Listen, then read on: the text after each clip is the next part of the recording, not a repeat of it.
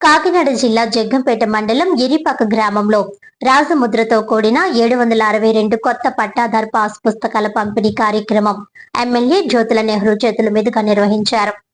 ఈ సందర్భంగా ఆయన మాట్లాడుతూ గత ప్రభుత్వంలో అస్తవ్యస్త విధానంతో రీసర్వే పేరు చెప్పి ఒకరు భూమి ఒకరికి రాసి తప్పుడు తడాకాలకు పాస్ బుక్లు ఇవ్వడం జరిగిందన్నారు. రాష్ట్ర ముఖ్యమంత్రి చంద్రబాబు నాయుడు ఆలోచన విధానాలతో ఈ భూమి మీ హక్కు ద్వారా ప్రతి పేజీలో ప్రతిబింబించే విధంగా పాస్ బుక్లు రాజముద్రతో ముద్రించడం జరిగిందన్నారు. ఇప్పుడు మీ భూమి మీ హక్కు అనే పేరుతో మీకు పాస్ బుక్ అందించడం గత ప్రభుత్వానికి కూటమి ప్రభుత్వానికి వ్యత్యాసమని అన్నారు. రాష్ట్ర బడ్జెట్ లో సుమారు 70,000 కోట్ల రూపాయలు వ్యవసాయ అనుబంధ రంగాలకు కేటాయించడం జరిగిందన్నారు. సబ్సిడీపై వ్యవసాయ యాంత్రీకరణకు సంబంధించి సామాగ్రిని అందించడం జరుగుతుందన్నారు.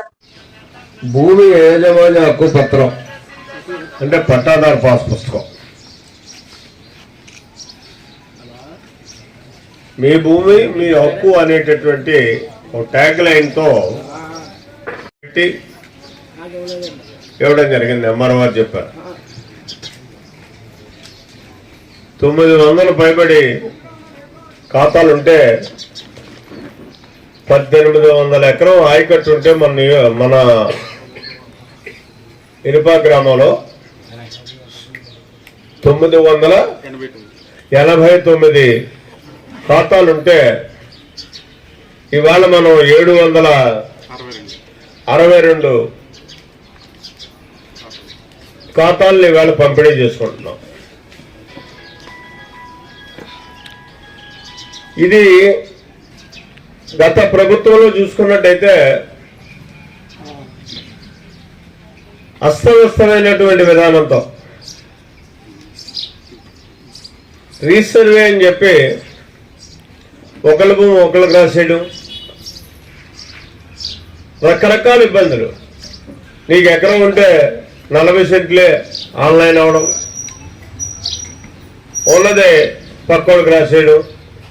దాన్ని మళ్ళీ మనం మార్చుకోవాలనుకుంటే ఇంక మీకు తెలియదు కాదు, నాకు తెలియదు కాదు ఏం జరగాలో అన్నది. అందరికీ అన్నీ సమర్పించుకున్న తర్వాత అది ఒక 5-6 మాసాలు పట్టేది దాన్ని తెచ్చుకోవడానికి. సమర్పణ జరిగిన తర్వాత కూడా చంద్రబాబు నాయుడు గారి యొక్క ఆలోచన ఒకటే, మీ భూమి మీ హక్కు అంటే ప్రతి పేజీలోనూ కూడా మీ హక్కును ప్రతిబింబించేటటువంటి విధంగా ఒక మనోస్థైర్యంతో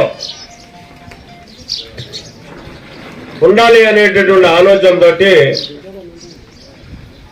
ఈనాడు ఈ పాస్బుక్ని తప్పులన్నీ సరిచేసి మీ ఆమోదం పొందిన తర్వాత వీళ్ళకి ఇచ్చారని దగ్గర నుంచి వచ్చిన తర్వాత దాన్ని పాస్బుక్ గా ముద్రించి ఇవాళ మీకు ఇవ్వడం జరిగింది.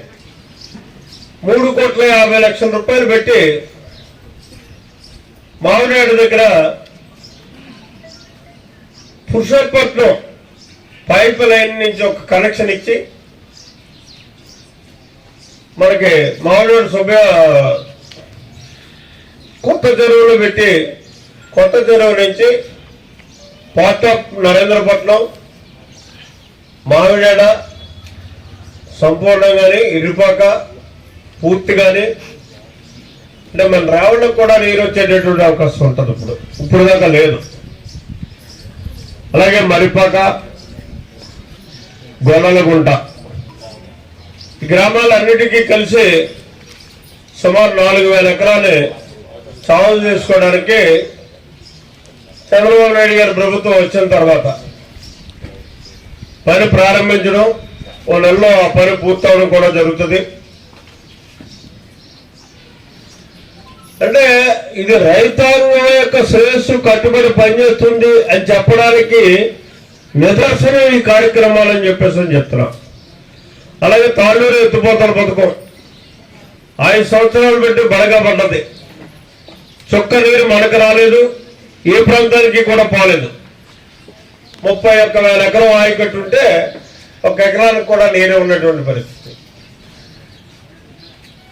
దానికి ఇవాళ 52 కోట్ల రూపాయలు శాంక్షన్ తెచ్చుకుని మొత్తం ఆ పథకాన్ని కూడా అవసరం అనుకుంటే మనకు కూడా ఆ పథకం వచ్చేటటువంటి పరిస్థితి ఉంటుంది.